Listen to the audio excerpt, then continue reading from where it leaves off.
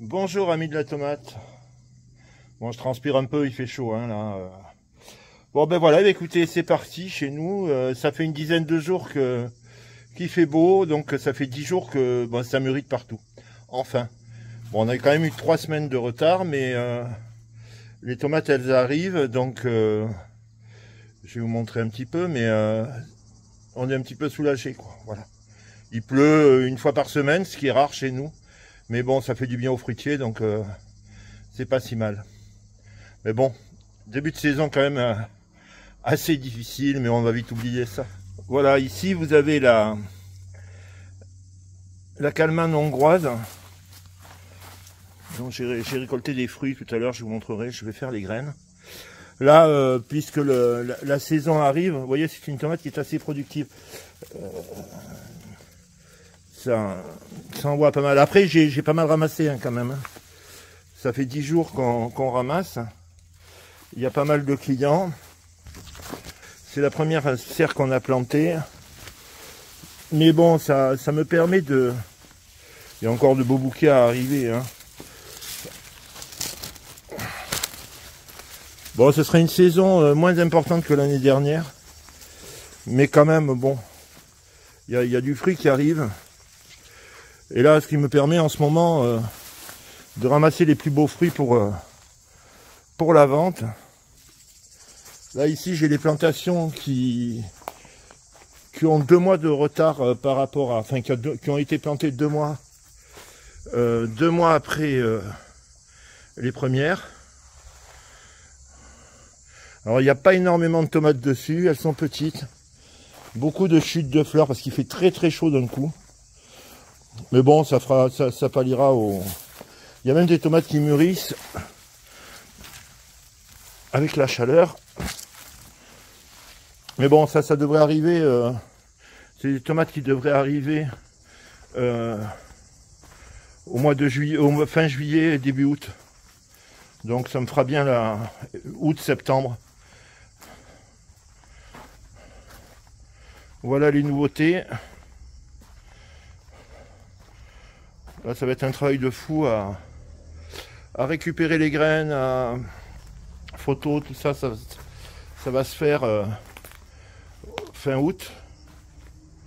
Voilà, je me suis amusé à planter une petite ligne de courgettes. Ça, c'est des courgettes fleurs que je ramasse. Ici, vous avez encore des calmanes hongroises. Là, c'est la Germaine Pink. Elle a pas mal donné hein, quand même. Je pense que l'année prochaine, je vais lui faire une bonne place aussi parce que elle éclate pas. Elle a été vraiment, vraiment une tomate assez sympa.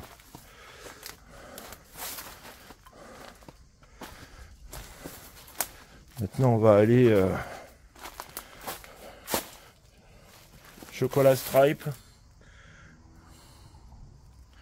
Alors moi je vais pas les mettre à la vente, celles-là je vais les garder uniquement pour la semence, au moins pour la première série parce que je n'en ai pas beaucoup.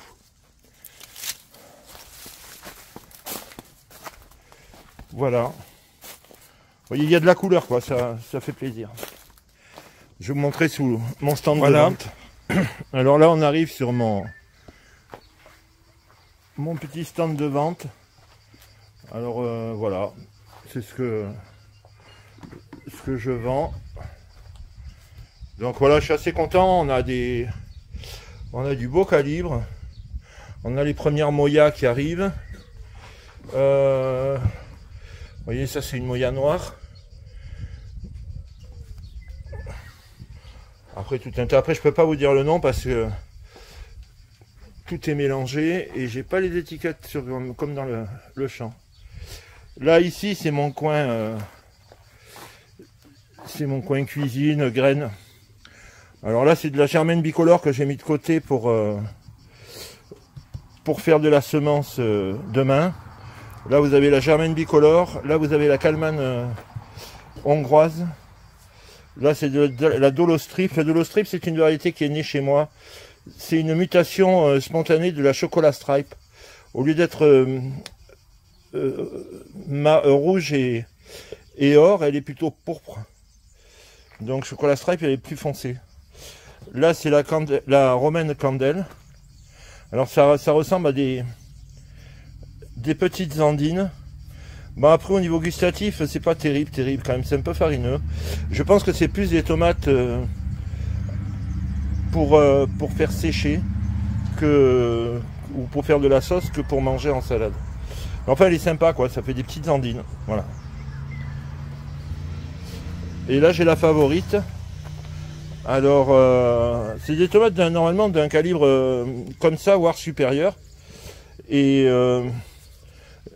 au vu du temps qu'il a fait et tout ça, j'ai eu des petits calibres sur un coin de la serre. Et puis de l'autre côté, ben, elles sont arrivées plus tard, elles sont plus grosses. Enfin, ça n'empêchera pas de faire de la semence. Voilà, et puis là, c'est des semences que j'ai commencé à faire en début de semaine. La Cherokee Purple, Téton de Vénus, enfin bon, voilà tout ça. Maintenant, il y a le matin, je ferai tout ça, là, j'en ai ras-le-bol. J'ai eu du monde toute l'après-midi. Parce qu'en fait, je remplis pas beaucoup, mais au fur et à mesure où ça part, je vais ramasser. Donc le client a toujours une tomate qui a 1 heure, 2 heures de ramassage, pas plus. Voilà, et puis là, c'est le jardin communautaire, qui est assez sympa. Voilà, et puis quand il fait chaud, ça pousse, ça fait plaisir. On a les pastèques là qui sont super belles. Mais alors elles grossissent à une vitesse incroyable. Donc là on a pas mal de pastèques. Là c'est les petits marrons. Ils sont à l'ombre des feuilles. Après on a de la courge. Alors là elles sont énormes les courges.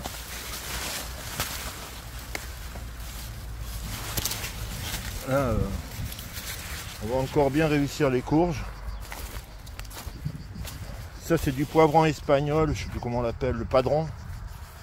Le padron à faire à la plancha. Là ils en ont ramassé pas mal. Voilà, et puis après courgettes, haricots verts.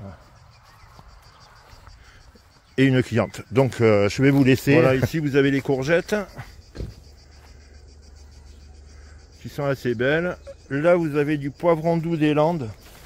C'est un poivron aussi pareil pour faire à la plancha.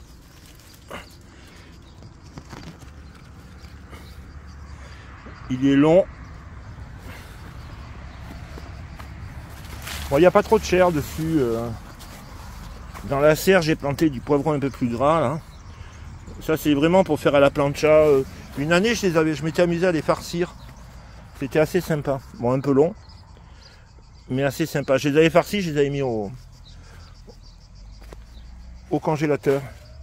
Mais c'est assez productif, hein, parce que les pieds sont tout petits. Et il y a des poivrons de partout. Bon, là, on a l'oignon qu'on a couché. Et puis après, bon, bah, évidemment, les tomates. Hein.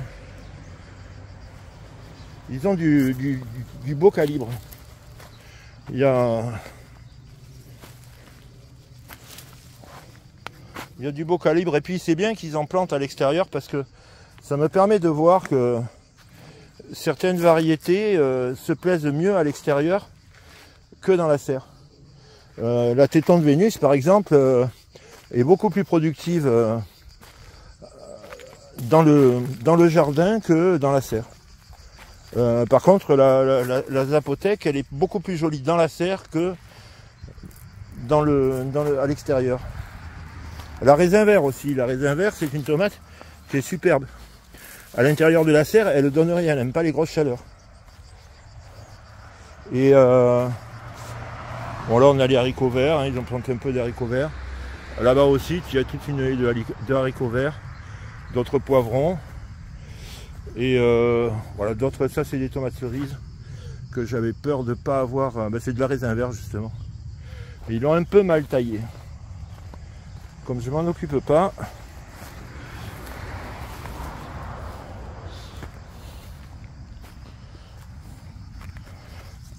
Voilà.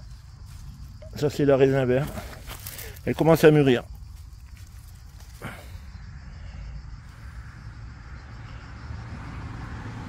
Tomate très bonne, un petit peu légèrement épicée.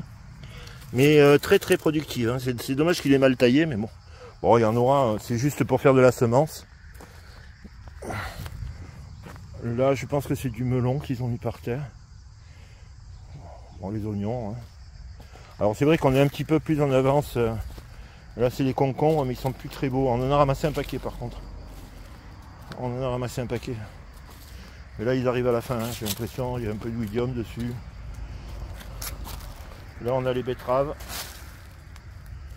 Là, ils n'en ont pas planté assez par contre. Chaque année, on fait ces expériences.